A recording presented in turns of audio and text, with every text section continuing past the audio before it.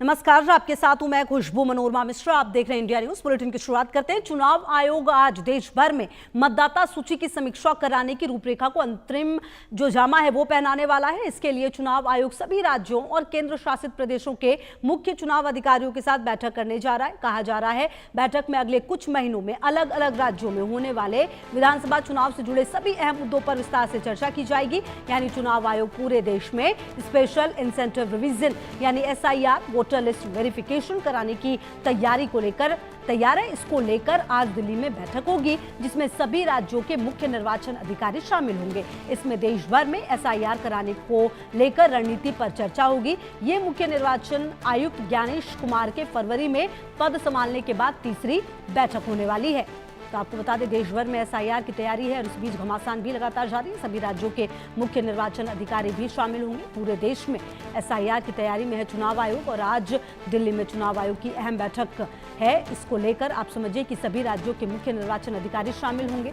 कहीं ना कहीं SIR को लेकर जो विपक्ष रहा है वो लगातार एकजुट रहा है। आपको याद होगा पूरे मॉनसून सत्र को सिर्फ 2 दिन, जिस दिन ऑपरेशन सिंदूर पर चर्चा होनी थी, उसके अलावा पूरा मॉनसून सत्र सिर्फ इसी हंगामे की भेंट चल गया जिसमें कि लगातार SIR को लेकर विपक्ष हंगामा करता रहा और लगातार चर्चा की मांग करता रहा। हालांकि लगातार सरकार ये कहती रही कि ये निर्वाचन आयोग करा रहा है, इसमें उसकी कोई भूमिका नहीं, लेकिन फिर भी जो हंगामा है वो लगातार रहा। बिहार में भी अगर आप कहिए तो SIR एक बड़ा मुद्दा बनकर सामने आया है और इस बीच अब जब ये मीटिंग है देखना होगा क्या कुछ खास होता है।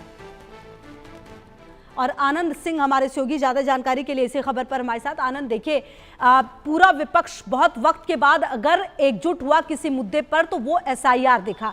बिहार में लगातार बवाल चल रहा है, कोलकाता में भी जो स्थिति है वो हमने देखी है। ऐसे में आज की ये मीटिंग कितनी ज्यादा महत्वपूर्ण हो सकती है? क्या कुछ फैसले लिए जा सकते हैं? जी कुछ पे देखिए, जिस तरीके से चुनाव आयोग ने आज एक बड़ी बैठक बुलाई है और उसमें पूरे देश में किस तरह से वोटर पुनरीक्षण का कार्य करना है ताकि जो पूरे देश का वोटर रोल है उसको एरर फ्री किया जा सके। मगर हमने हाल ही के वक्त में देखा है कि किस तरह से जो पूरी विपक्ष थी संसद के मॉनसून सत्र के दौरान इन्होंने किस तरह से मांग उठाई थी कि किस तरीके से जो वोटर पुनरीक्षण किया जा रहा है बिहार में वो कहीं ना कहीं बीजेपी को फ़ायदा पहुंचाने के लिए किया जा रहा है और इस पर पूरा विपक्ष एकजुट दिखा था।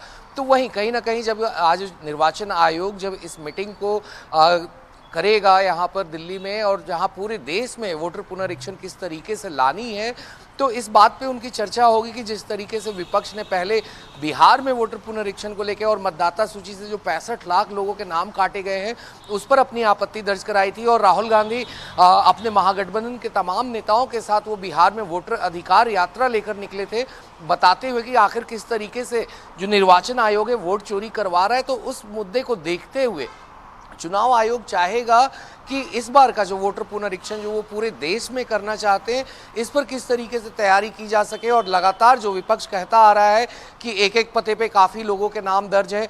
कल ही हमने देखा महाराष्ट्र कांग्रेस के स्पोक्स पर्सन जो है अतुल लोंडे पाटिल, उन्होंने भी एक प्रेस कॉन्फ्रेंस किया और उसमें उन्होंने बताया कि किस तरह से अगस्त 2024 में चुनाव आयोग ने एक विधानसभा में 11 लाख फेक वोटर्स के बारे में बताया था और उसमें से 6.8 लाख ऐसे वोटर्स थे जिनके विरुद्ध में ECI ने खुद FIR दर्ज कराई थी। मगर आज तक किस एड्रेस से वो ऑनलाइन रजिस्ट्रेशन किया गया था फेक वोटर्स का, कौन सा IP एड्रेस था, क्या मोबाइल नंबर थे, कौन लोग थे उसके पीछे, इसके बारे में जानकारी साझा नहीं कर रही है।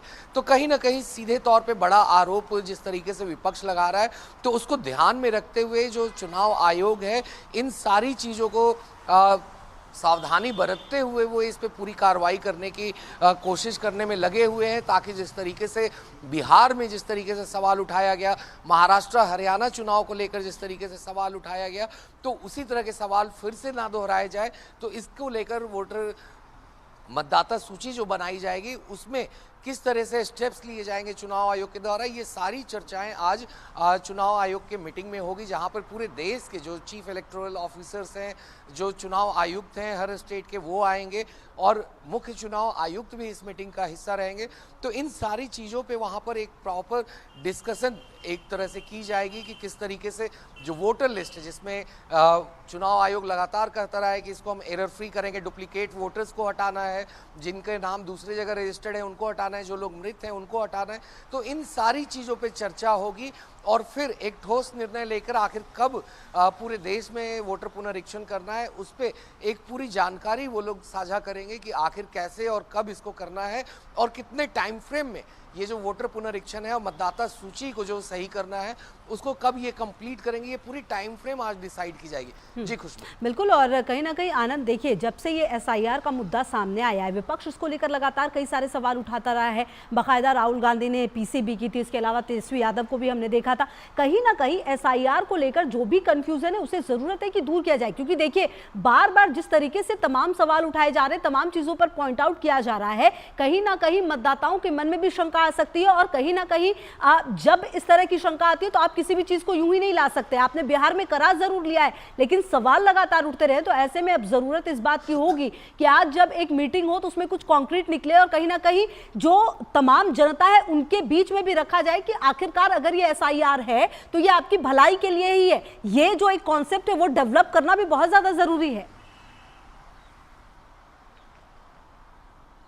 जी खुशबू, देखिए जिस तरीके से राहुल गांधी और तमाम विपक्ष के बड़े नेता थे उन्होंने जिस तरीके से वोटर पुनरीक्षण जो खास तौर पे बिहार में किया गया उसमें इन्होंने सीधा आरोप लगाया था किस तरीके से 65 लाख जो लोग थे उनके नाम काटे गए थे, जो सुप्रीम कोर्ट ने भी आदेश किया था। पहले ओरली उन्होंने आदेश किया कि आधार को आप इंक्लूड करेंगे, जो 65 लाख लोगों के वोटर के नाम हटाए गए हैं उनके लिए वो दस्तावेज के तौर पे इस्तेमाल करें उनकी जांच करने के बाद। फिर सुप्रीम कोर्ट ने अपने तीसरे ऑर्डर में कहा कि आपको आधार 12वीं जो डॉक्यूमेंट की लिस्ट है उसमें इंक्लूड करनी होगी। इससे हालांकि नागरिकता तो वो डिसाइड नहीं की जा सकती है, मगर उनकी आइडेंटिटी और उनका सत्यापन जरूर किया जा सकता है ताकि वो वहाँ के रहने वाले हैं या नहीं है।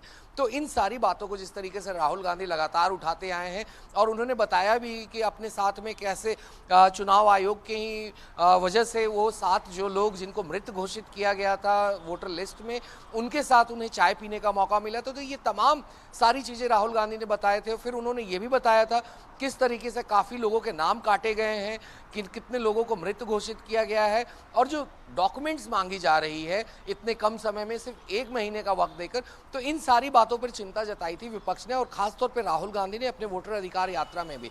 तो इन सारे जो विपक्ष का आरोप लगता आया है निर्वाचन आयोग के ऊपर में कि किस तरीके से जो वोटर पुनरीक्षण किया गया था काफ़ी जल्दीबाजी में किया गया, उतने लोग इनके पास नहीं थे। तो ये सारी चीज़ें जिन पे इनकी क्रिटिसिज्म हो रही थी, जिन पे इनकी लगातार विपक्ष इनको हिट कर रहा था, तो उन सारी चीज़ों को ध्यान में रखते हुए चुनाव आयोग चाहेगा कि जिस तरीके से वोटर पुनरीक्षण करना है पूरे देश में करना है, तो इस तरह के सवाल फिर वापस ना उठे। जो कार्यशैली रही है चुनाव आयोग की उस पर खास तौर पर सवाल ना उठे। बिल्कुल, और जो लोग हैं उनका भरोसा बना रहे, ये बहुत ज्यादा जरूरी हो जाता है। लगातार रहेगी नजर। आनंद, बहुत शुक्रिया आपका इन तमाम जानकारियों के लिए।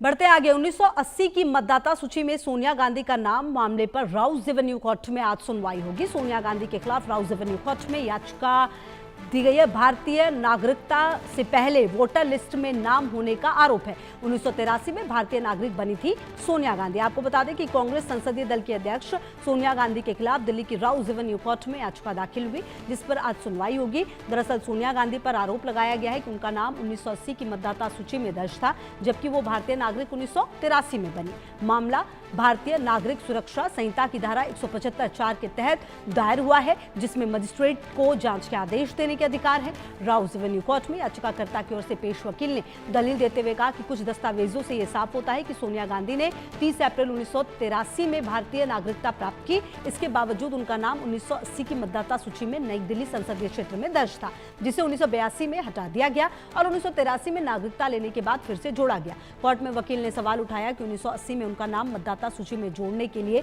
चुनाव आयोग को कौन से दस्तावेज दिए गए थे। वकील ने यह भी आरोप लगाया कि यहां कुछ फर्जीवाड़ा हुआ है और एक सार्वजनिक प्राधिकरण के साथ धोखाधड़ी की गई है।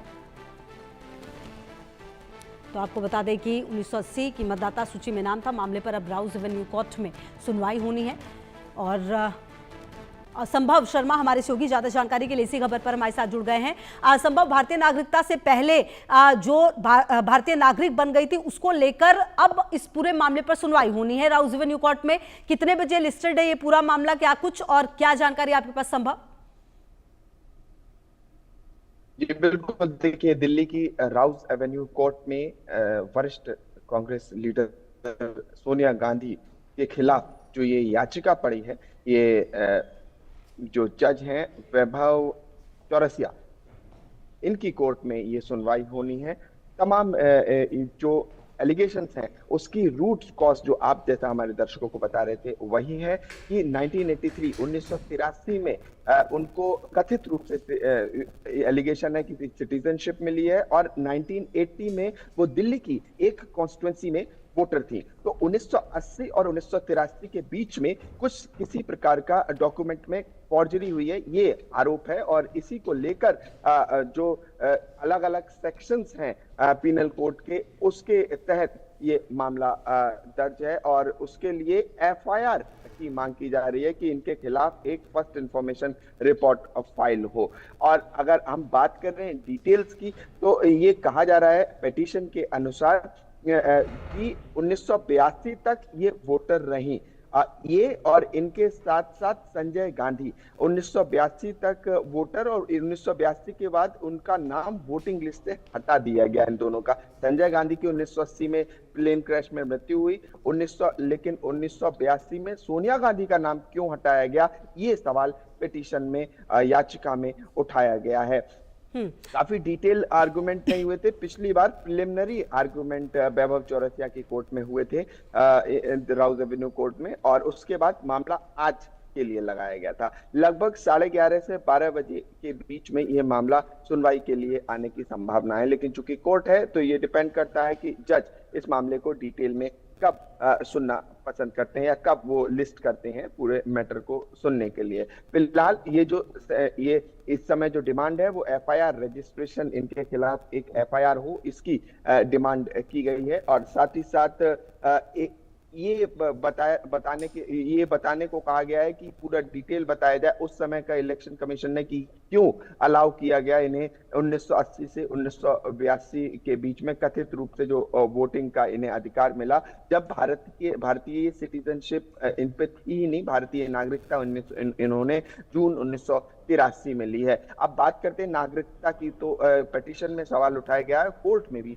कहा गया है कि जो नागरिकता है, जो सिटीजनशिप है, उसका एक तरीका है भारत में, जिसे कहा जाता है कि या तो नेचुरलाइजेशन, और वो भी संविधान में लिखा हुआ है, इंडियन कॉन्स्टिट्यूशन में आर्टिकल 5, आर्टिकल 6 की किस तरह से भारतीय सिटीजनशिप मिलती है, या तो बाय बर्थ मिलती है। और इनके नाम पे भी एंटोनियो माइनो, जो नाम पिटिशनर बोल रहे थे कोर्ट में कि एंटोनियो माइनो इनका नाम था, और in by virtue of marriage उन्होंने ये कहा था कि शादी की वजह से इन्होंने जो सर्टिफिकेट भारतीय नागरिकता का एक्वायर किया वो किया अब 30 अप्रैल 1983 को। तो जब 30 अप्रैल 1983 को वाया रजिस्ट्रेशन, अब ये इंपॉर्टेंट महत्वपूर्ण हो जाता है, जब रजिस्ट्रेशन के थ्रू इन्होंने अपना सर्टिफिकेट लिया है, भारतीय नागरिकता ली है 1983 में, तो ये 1980 में दिल्ली की एक कॉन्स्टिट्यूंसी में कैसे वोटर बन सकती हैं, ये आरोप है इनके ऊपर। और एक और बहुत महत्वपूर्ण बात है कि सिटीजनशिप एक्ट के तहत कि भारत में जो सिटीजनशिप है या तो बर्थ से होगी, जन्म से होगी, या नेचुरलाइजेशन या रजिस्ट्रेशन से होगी। तो इन्होंने जो नागरिकता ली है 1983 30 अप्रैल को, वो रजिस्ट्रेशन के थ्रू ली है, और शादी को रीजन देते हुए, वजह देते हुए वो रजिस्ट्रेशन हुआ है। तो ये तरीका है इंडियन सिटीजनशिप का। और इन्होंने ठीक है, संभव रहेगी लगातार नजर, आगे भी आपसे अपडेट लेंगे। फिलहाल शुक्रिया आपका इन तमाम जानकारियों के लिए।